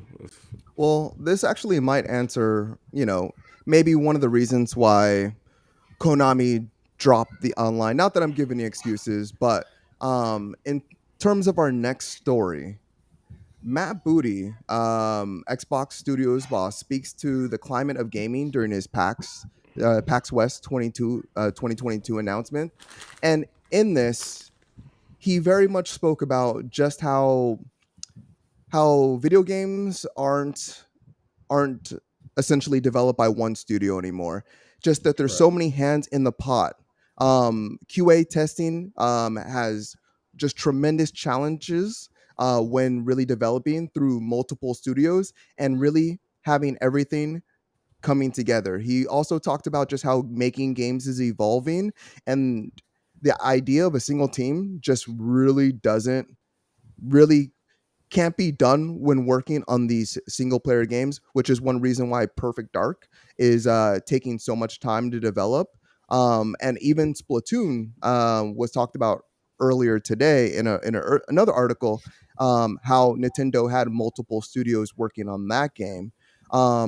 My friends, so I'll start with CAG. I mean, in regards to video game development evolving, and as we see the industry move forward, how do you feel we can ensure that we're getting a quality product from developers if they are having multiple studios develop one game? So one thing I've been a champion for a long time, and I've been crying about it for a long time, is bringing back demos. They're scared of demos. Developers, studios, oh, a demo is like a nightmare scenario for them, and they just don't want it because what happens is if you don't like it, guess what? I done played some of it. I can decide before the game comes out that I don't have to buy it anymore. So do that, and then also lean on the whole beta thing because if you look on the PlayStation Store, you look on the Xbox Store, there's a lot of games that have had long beta cycles and allowed people to test the game, fans of those games, play those games for a long period of time for free until they were ready for everybody. You know what I'm saying? Use your community as a game developer, use the community. You don't always have to pay for people to sit down and test your games. Your community can test your games. They do it with like Call of Duty and stuff like that. They do it with all these type of games where they do, these betas and stuff like that. Just, go that way. Bring back demos, lean heavily more on the betas and get your community involved because your community is who's buying the game. And your community will give you real feedback on what's Mhm. wrong with the game and stuff like that. When you're a developer, your feedback is designed around you making the game, you making it what you think it should be, but you also have to get the input of people who are going to buy the game because that's who matters at the end of the day. Are they going to spend 60 or $70? That's what you want. You want that. So no matter how great you think your idea is, if the community does not feel like they want to spend $60 on that game, they're not going to spend it. So you need more of their input than anything. Well, PlayStation just brought back demos, but you have to pay. Yes. You have to pay to play those demos in PlayStation Plus Essential. The Nintendo Right. Switch, Or Which is they have demos. horrible, right? The Switch, they have demos. Live Alive. That was like the last demo I played, and that was actually a pretty good demo. I mean, I think probably sometime later on down the line Bless I'll you. buy the game. Thanks. Bless you. But I mean, if you have a Switch, they do have demos for their games. Kirby is Some of another them. game I can. Yeah, some of them, not Some of all, them. but yeah, Kirby. I know there's a demo for that one. And So, but see, you know what the thing is, like with Nintendo games, Nintendo would never ever have to make a demo of their first party games. You know Yeah. that. I know that. they Dude, did for like Kirby. what's no, they did them, but like if you put a demo out of like Legend of Zelda, I don't care about that demo. I'm buying it anyways.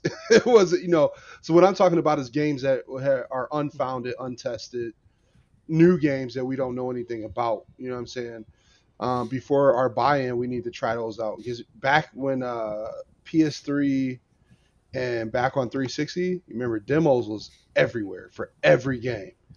Every game, you had a demo to test it out, and it wasn't even like the full game release. It was just literally a level from the game somewhere in the story to let you play and get your teeth, get your mouth wet about the game. So I think they should really focus on that too. I played that Metal Gear Solid demo. Mm-hmm. One day, I was like, "What is this?" I bought a magazine, and I played that demo, and I just got up off the couch when it ended, went right to the store, and I bought that bad boy because I was like, "This is There it." you go. Yep. All right, guys. Excuse me. So once again, I already want to say thank you for coming and just being here. But guys, I just want our audience and I personally want to get to know you guys a little bit more. So the main topic of this week is just getting to know you guys and finding out a little bit more about what you do and your channel and yeah, just all about it. So in regards to media glitch, what is media glitch and where did it come from? And I'll start right there. Where did media glitch come from? That's a crazy story. So Media Glitch was actually it's an evolved channel. It keeps evolving because I keep wanting to quit and then people won't let me. But I remember. So basically, I'm a film director, right? In my job, my day job. I'm two things. I'm a film director and I'm a pastor. A lot of people don't know that. But I'm giving you guys the inside scoop, right? So, I lived in Mexico for years and years. I did film and I did missions work. And then when I came to America after 10 years of being in Mexico, I got really depressed and I fell into this like depression and I was in this funk. And this guy I worked with, he said, "You know what you need? You need Netflix." And I said, "What's that?" And he told me, he's like, "Man, it's awesome. You just boot it up on your PlayStation and Netflix and you can watch any movie you want." I'm like, kind of witchcraft you talking about, boy? I didn't understand. I just didn't get it. Like we didn't when I left Mexico, I was still renting from Blockbuster DVDs, right? Like there were Blockbusters still there. And so I went home and I fired up Netflix and all these movies came up and I was like, I love America. This is awesome, right? So I just started watching everything. And I would start telling everyone at work, "Hey, have you seen this? Have you seen this?" And I'm like, "Man, you should do reviews on YouTube." I'm like, YouTube. So I'm like,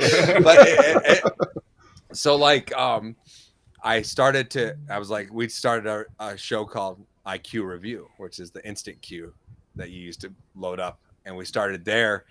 And, our moms watched and that's about it. You know how it is trying to start a new YouTube channel. It sucks, man. It's hard.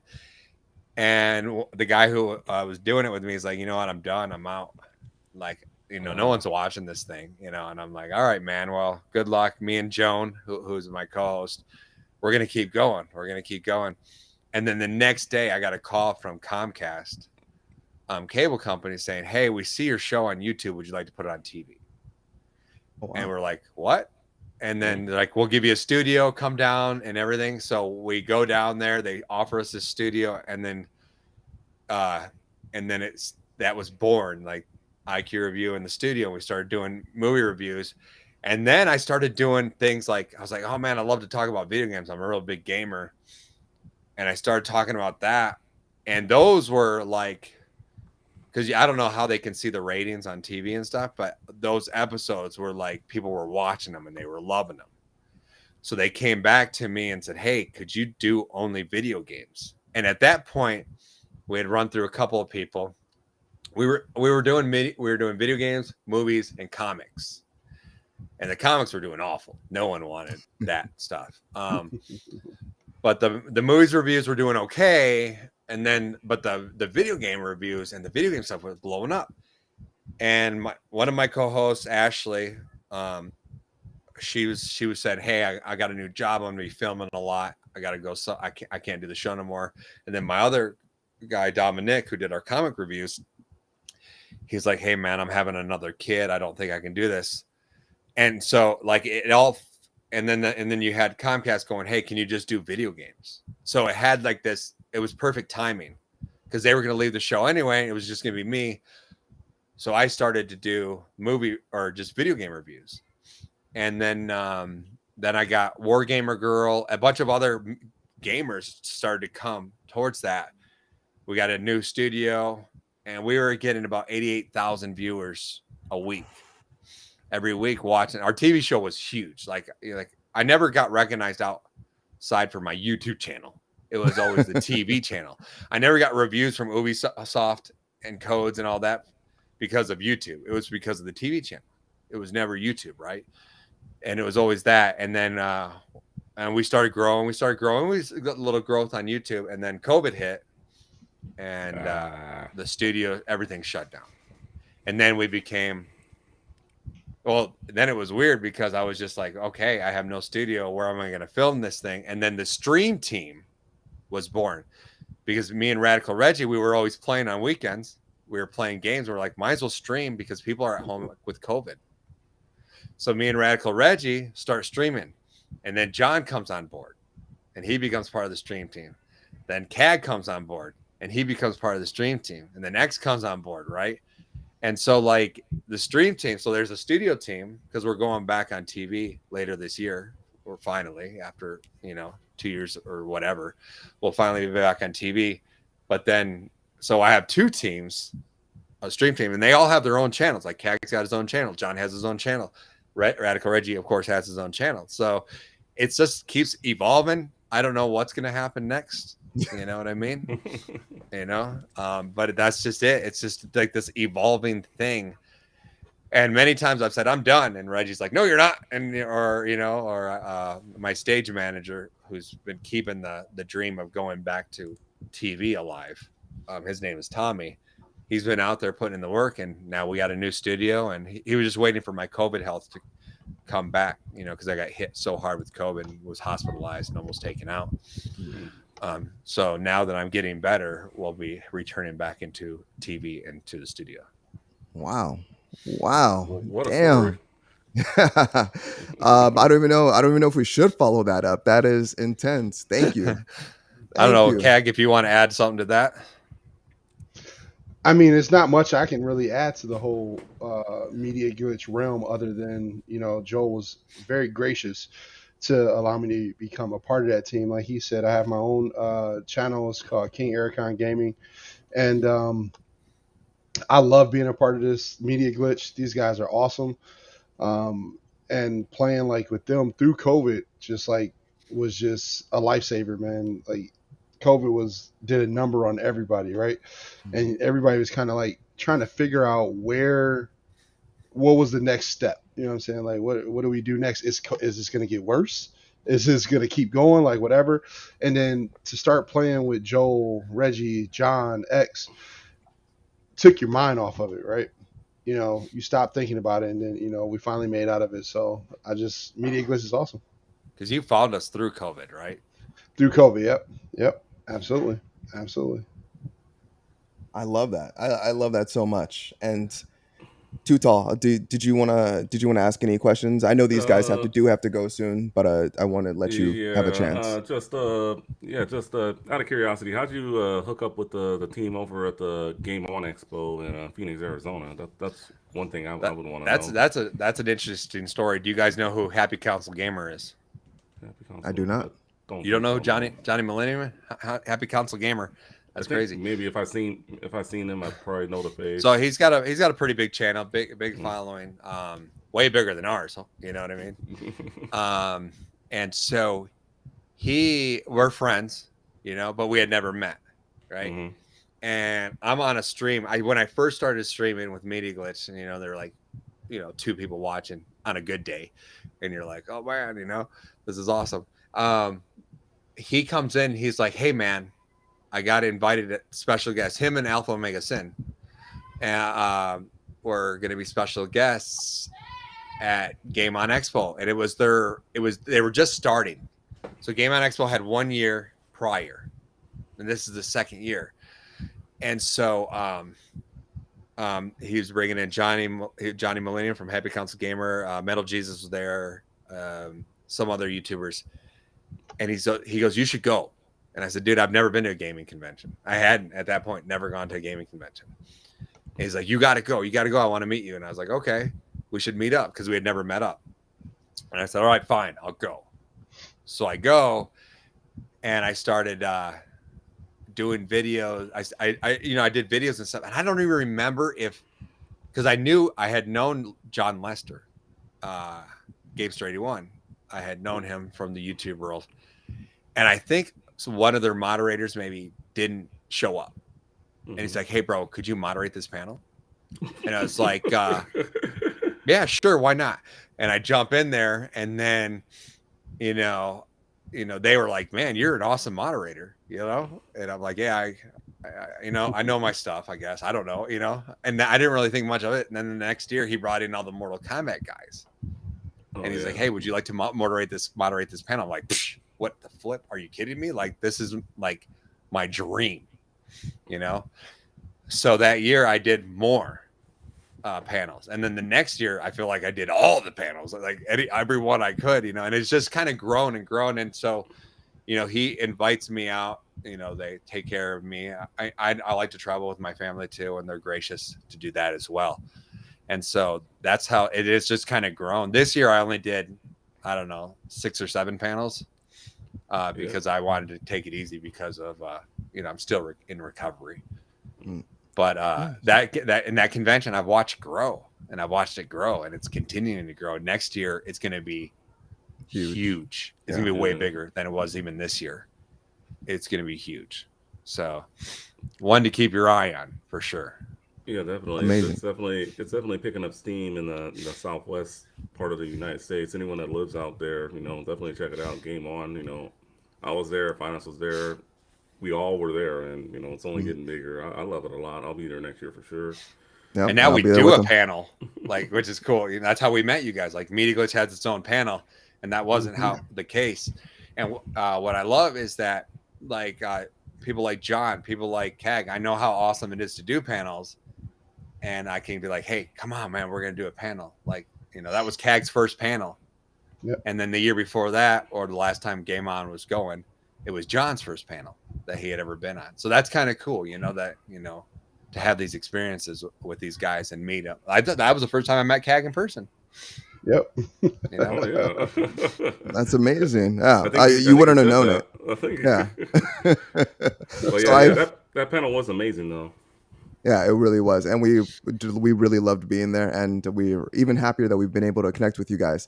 I have 2 more questions. You guys have 2? Yeah, you're good. You're good. Go ahead. Yeah. Okay, amazing. So, Joel, from everything that you've spoken about so far, about how you've kept the channel going and everything, there's one thing that I've really pulled from that, and just really being a small channel at this point, we have barely started doing video just this last year. We did audio for about a year before, or for about a year, but 2 years before that, pre-COVID. And the thing I've really taken away from you so far is that we should give up. I'm joking. Sorry. No, I'm glad you got the message. There we go. Walk away now. Cut your losses, bro. Yep. otherwise, several years later, we're going to be just keep getting sucked in. No, what I really wanted to ask is, and this may be kind of a loaded question, and you may not even have an answer for it. But why do you game? Like, why do you continuously, buy games? It may be for work or whatever the reason may be, but I'm curious, why do you personally game? That is a loaded question. I game because, man, there's a lot of answers to that. I game to spend time with my brother. I game to spend time with my friends like Kag.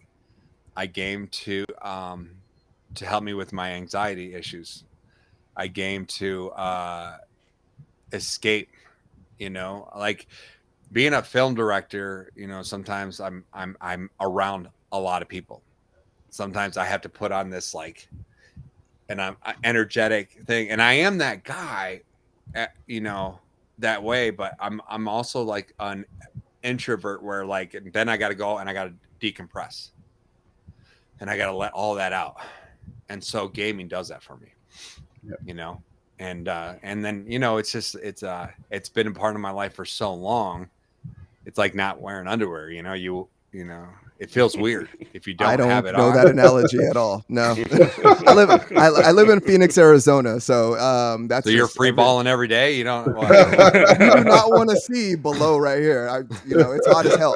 This is the hot box right here. No, No, but like where something something you've done your whole life, when you don't have it no more, it feels out of place. So like I have that with me, and I was being bullied as a kid, like a lot when I was younger. I didn't have very many friends, but what I had was my Nintendo. My Nintendo was always there. My Sega Genesis was always there for me.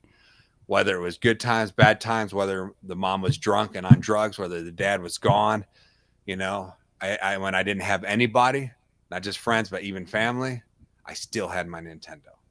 And my games have always been there when people haven't. And that is probably one of the main reasons why I game. I love it. Thank you. Cag, Cag, I'm gonna come to you next. Man, why do you game? Man, listen, my gaming started out with my youngest brother, and I always go back to when we got our first NES action set. My mom was a single mom at the time, and she went to, I don't know how old you guys are, but there's a place called Children's Palace, right? Children's Palace, and she brought that action pack out and she showed it to us, and me and my youngest brother played Rampage, which I still have the original game and box from that game. We played it all through the night, man, and so it was that bridge of us, being to come together as siblings to be able to play something, and then it grew from there. All of my friends were playing, and it got us together. We would go over somebody's house, 4 controllers in front of the TV, playing the game, right? So, bringing me closer to friends and family was gaming, like tied us together. And then on top of that, I also play games because it allows me to experience things that I probably would never ever experience in life. I play Forza. I love Forza. I drive Lamborghinis and all this stuff like that. Like, I'm not going to be driving that around or whatever. Coming up when I was in high school and college, I played football, but I'm never going to be in the NFL, so I play Madden, right? You know what I'm saying? I love Madden. I'm never going to be able to do that.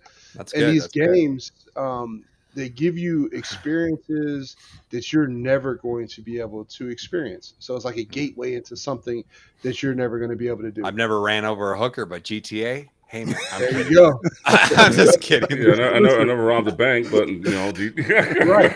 I'm So- kidding, Cat. Go ahead. No, I've you're done all good. that. You get to do So I'm all gonna this run stuff. now. Yeah. You get to do all of these things that you would never be able to do. It's like Joel loves movies, right? And I grew up watching movies. I love movies myself.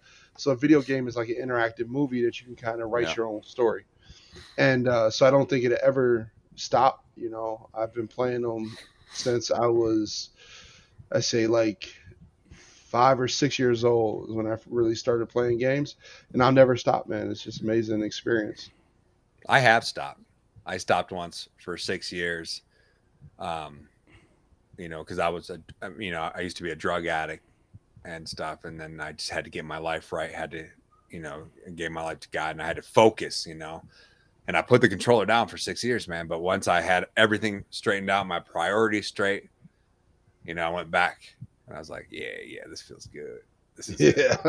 It was God of War, man, on the PlayStation 2 when I came back. Oh, yes. Oh, right on. That's Great how way you to come come back and you're like, holy cow, gaming has freaking evolved. You know? Yes. I love that. Oh, I don't know if you guys have dug into that on your show, but I really do appreciate both of you diving into that on ours, because that's personal. That there's Yeah. nothing more personal than that. Too tall. I know we're letting them take it away real quick, but do you want to give a real quick answer on why you game, sir? Why game? Just at the end of the day, it's just fun and finance. I don't know if you guys know, but me and finance, we're old friends, and yeah, just I was kind of just brought into just the realm of gaming, just started playing it, and then just got the Nintendo, then the Super Nintendo, and why I still game after all these years. At the end of the day, it's just fun, Sometimes it's just fun to just come home from work or whatever you're doing, just grab a controller, drink some water, drink a beer, whatever, and just enjoy just what you're playing, and what regardless if it's something new or just something old. I just game because at the end of the day, it's fun. It's something I enjoy doing. Spend time with my guy Finance or just any of my other gaming friends. Something great to talk about. I mean, that's why I game. Just love the community. So I mean, hopefully that is a good answer for you guys. But Hey, it's a good answer for Absolutely. you. That's all that matters, man. yeah. Sure. You don't have to worry about anyone else. Mm. All right, my friends. Let's see. So we are going to do the release rundown, and we're also going to do chat room where we read, different comments in the chat. Just to want to make sure that you guys are still good. Or One guy has Dude. so many questions. He says, Yeah. I think you're gonna be. Yeah, I think there are a few guys in here with some questions. All right, so yeah, let's do the "But release you rundown. guys real do quick. your thing. Go ahead." Okay, perfect. Let's go ahead and do the release rundown. Let's see, Justin. Actually, You want me to do it? yeah. Can you go ahead and handle this for me today? All right, for sure. Yeah, I could do that. All right, so the release rundown coming this week. September 13th, we have 3 games coming. Little Orpheus. Looks like it's coming to all consoles and PC on the 13th. Also on the 13th, we got a Scourge Bringer. Looks like that's a mobile game coming to iOS and Android. And then we have 13 coming to Switch. Of course. So, yeah, they had to remake this game again. Well, the last one. Well, I it looks don't. better I than doubt it's a remake, right? a remaster or whatever. Switch is just like, hey, anything that's 10 years or older, give it to us. Yes. I don't think the Switch asked for some of these games, like, but well, I mean, we'll see if anyone picks it up. Nothing wrong with the game. I'm just like, let's Yeah. Yeah, I get what you're saying. Same thing with the Knights of the Old Republic 2 or whatever. Let's see. Next up on September 14th is You Suck at Parking. Coming to Xbox Series X and S, Xbox One, and PC. And then September 15th, you have quite a bit of games coming out that day. Bear and Breakfast, which I believe is already out. That's coming to the Switch. Metal I Hellsinger. can tell by the covers what comes out for Switch. Go ahead. Yeah, that's all. You don't even have to tell me. I'm kidding. Go ahead. Yeah, Metal Hellsinger coming to the PS5, Xbox Series X and S, and PC. Let's see. Yeah, Outer Wilds coming to the PS5, Xbox Series X and S, and then Splitgate coming to Xbox Series X and S, Xbox One, PS5, PS4, and PC. And Wayward Strand coming to the PS5, PS4, Xbox Series X and X, Xbox One, Switch, and PC. I guess all game consoles and PC. And then September 17th, we have Return to Monkey Island for Switch and PC, which I'm a little curious about that one. Any of these games you got? Anyone would recommend? Anyone out there that's looking to pick up some new games next week? Or new games for their console? I would say if you are a fan of multiplayer shooters, you need to jump into Splitgate. That mixes Portal, if you've ever played Valve's Portal, along with Halo, and it's going to give you split screen and multiplayer co-op, which something that Halo is not going to give you. So that is a game that I would recommend for anyone out there to play. It's wonderful. They just announced that they're going to stop with that game so they can concentrate on Splitgate 3. So they're going to stop making content for that game so they can concentrate on Splitgate 3. But I would recommend that one. Outer Wilds is also a banger, so I would recommend that one also.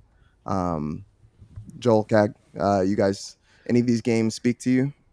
I'll let Cag take this. I don't really have anything. I mean, not too much. I mean, Splitgate I'm kind of interested in, but that would be like the only thing out of the list that I would be looking for. I don't have a Switch anymore, so if it's Switch only, it ain't for me.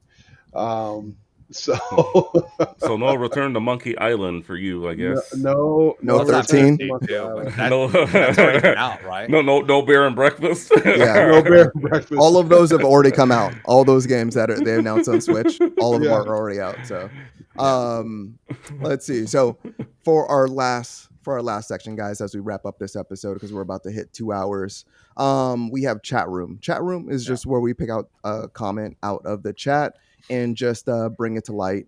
If there's any in there that you like, just let me know, and we'll go ahead and display that. I just want to address, I don't know, was it Snarlax? Snarlax. Because he said, I have so many questions, all from preconceived notions due to being raised in the Bible Belt and around strict religious people about being outcasted from playing video games by them. I would say here's in your thing, and this is the issue here, is being raised in the Bible Belt around strict religious people. I hate religion. I hate religious people. It's all about a relationship and your relationship with God. And when people start putting, are there rules and stuff? Yes, there is, but it's like, no one's perfect. And if you try to be perfect and you try and you judge people and you don't love people, Jesus said, love your neighbor as yourself. It's not hard. Like, you can love everyone, and so like, religion is a problem. That's a problem. It's not about religion. It's a relationship. So that's short answer right there. I could get way into it, but anyway. Awesome. Well, thank you. And Snarlax said he'll reach out to you later also. Yeah, I saw that. Let's see. And then Justin, was there anything that any of these comments that you wanted to highlight today? Gotta go with my homegirl Slanko Bomb. She's saying, I think this was back to the Gargoyles. Once again, sorry finance, but she says $9.99 at the most is what you would pay for that game. And man, I can't. Yeah, I mean, they have to be adding something more for me to pay more than $20 for it in my eyes. I mean, you ain't even getting 9 out of me. You better flip that number around. But I am a little curious. I do want to. Maybe I'll try it out on one of our Game and Watch podcast streams. So just put up the emulator and do it. If it is only 35 minutes, that's not. It shouldn't be that long. I mean, we'll give it a try. We'll see what it's like. Well, that's if you're good at the game. You got to get good at the game. All right. What they could do, what Disney could legitimately do, and this will help their bottom line, right? If you subscribe to Disney Plus, will give you a free code on whatever platform you want to play the game. You buy, you say, Disney Plus for a month or 2 months, and we'll give you a free code. I mean, that'd be awesome because now you got the game, and now you can watch the new show that they're putting forward. So do something like that, Disney. Because to get somebody to buy Gargoyles and they don't know nothing about Gargoyles, you reaching, bro. I guarantee you, there's so like gamers today don't know what Gargoyles is. Yeah, and that's like the younger generation. I'm saying even 10 years younger than me and below. Yeah. I can barely say that. Cag, was there any of these comments that you wanted to highlight today? The same young lady that Tutal was talking about. I don't know how to say her name. How do you say that again? I think it's Slanko Bomb. She has a YouTube channel. Slanko Bomb. She streams quite a bit. She's pretty so I like that she put in there DuckTales. DuckTales Remastered was great. I'm a huge DuckTales fan. I'm a huge Darkwing Duck fan. Like, you are in my alley right there, man. When you bring back Darkwing Duck. Oh man, dude, I was Darkwing Duck when I was in middle school and stuff because my first and last name initial was DW. So you know what I'm saying? I used to love that. So nice. I would be watching that every morning, man. Amongst other things, man. So Darkwing Duck would be amazing. I would buy it in the heartbeat. I was not a fan of Darkwing Duck because. And even in it's slipping DuckTales. I was not a fan of those shows, main characters like Scrooge McDuck or Quentin, I believe his name was in Darkwing Duck, because Launchpad McQuack never got the respect that he deserved. Man, Launchpad McQuack. I'm sorry, I don't mean to take this on too much of a tangent, but Launchpad McQuack, he was so disrespected. Man, just always pissed me off. He was. Well, I mean, I'd get mad too if you kept crashing my plane all the time, man. What the hell? You saved him a lot of time too, crashing.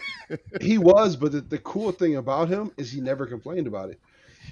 Some of the coolest superheroes that may have not been acknowledged as superheroes are the ones in the background. And he knew that they couldn't do a lot without him. So I had to say nothing because y'all still gonna call me. You still need me. Right. Yeah, I'd love to see Darkwing Duck make the return, or they just brought back Chip and Dale's. Why wouldn't you remaster Chip and Dale 1 and 2 on the NES? Like, why? Oh, that would be nice. That would be especially the success they had with the. Come on, Capcom, and bring the Disney Afternoon Collection to the Switch. Disney had some hits on them. I was a huge fan, and still to this day, my kids are, because I have the whole collection. I really enjoyed Disney Infinity, man. That was like, the Toys of Life whole thing with all the characters. Disney Infinity was awesome. So I was, get back into that, man. Wait till I get my game room tour video. I've already shot it, but the amount of Disney Infinity toys I got, it's freaking. I have every single one of them. When I was doing cell phones, Target put them on clearance, and they all went down to 49 cents. So any character I didn't have, I was like at every single Target buying every single Disney Infinity character.